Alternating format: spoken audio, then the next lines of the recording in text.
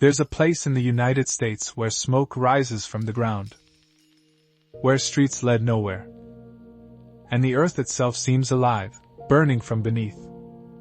That place is Centralia, Pennsylvania, once a thriving mining town, now almost completely erased from the map. But Centralia didn't die from war, disease, or economic collapse. It died because of something far stranger and far more terrifying, a fire beneath the ground that has been burning for over 60 years. This is the true story of the town that burns forever.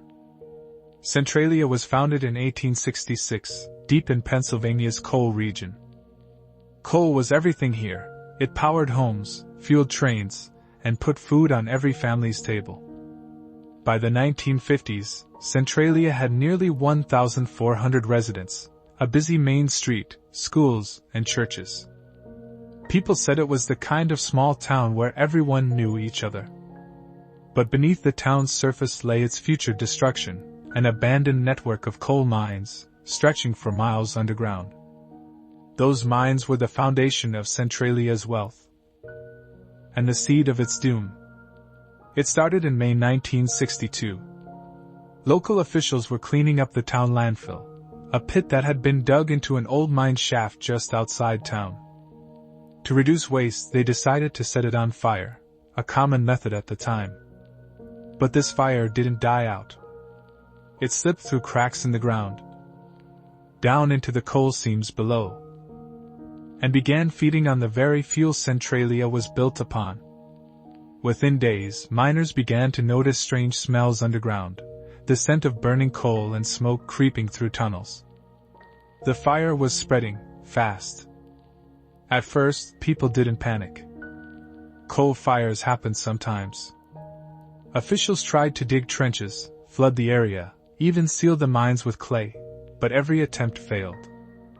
By the late 1960s, the underground fire had already grown beyond control. By 1979, nearly 2 decades after the fire began, the danger was no longer hidden. Residents began to notice their basements heating up.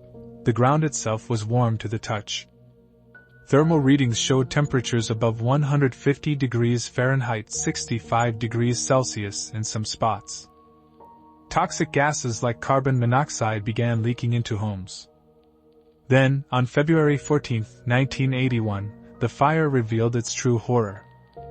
A 12-year-old boy named Todd Domborski was walking in his grandmother's backyard when the ground suddenly collapsed beneath him, opening a 4-foot-wide, 150-foot-deep sinkhole. Todd clung to a tree root as steam and toxic gas poured from the hole. He was pulled out just in time, seconds before the ground caved in completely. That moment changed everything. Centralia was no longer just a local problem. It was declared a federal disaster area. In 1984, the U.S. government approved $42 million to relocate Centralia's residents. Over 1,000 people accepted buyouts and moved away.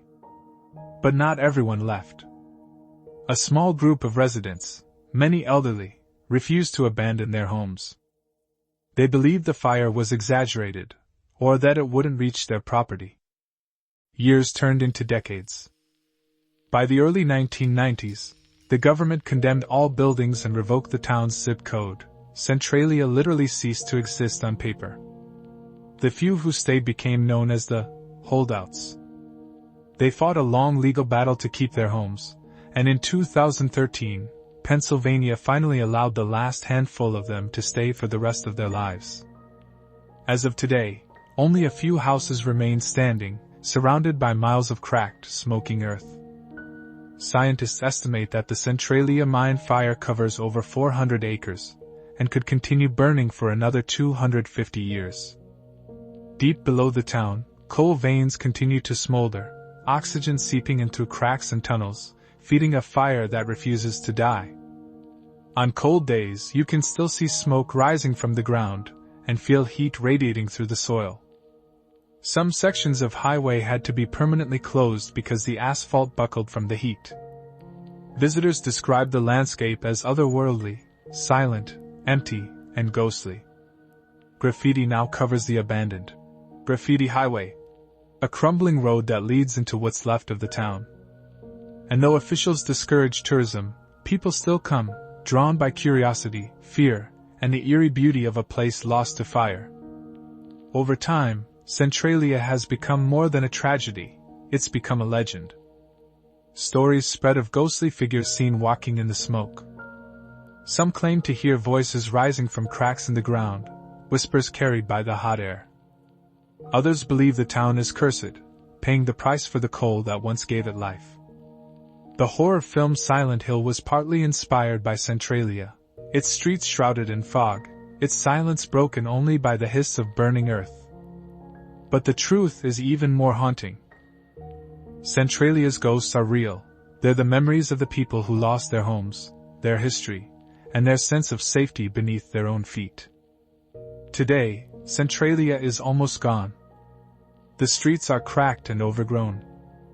Mailboxes stand beside empty lots. Nature has slowly reclaimed what fire once destroyed. Only a small handful of residents remain, living in quiet defiance of time, smoke, and government orders. Their lives are a reminder that sometimes, the past doesn't fade away. It burns, quietly, endlessly, just below the surface. The story of Centralia isn't about ghosts or curses. It's about how a single mistake, a fire set in a trash pit, can destroy an entire town and leave behind a scar that will burn for centuries. If you ever find yourself in Pennsylvania, and the ground beneath you feels warm, you might just be standing over what's left of Centralia, the town that burns forever. If real-life mysteries like this fascinate you, subscribe now to True Mystery Vault, where the truth burns deeper than fiction. Stay curious, and stay safe.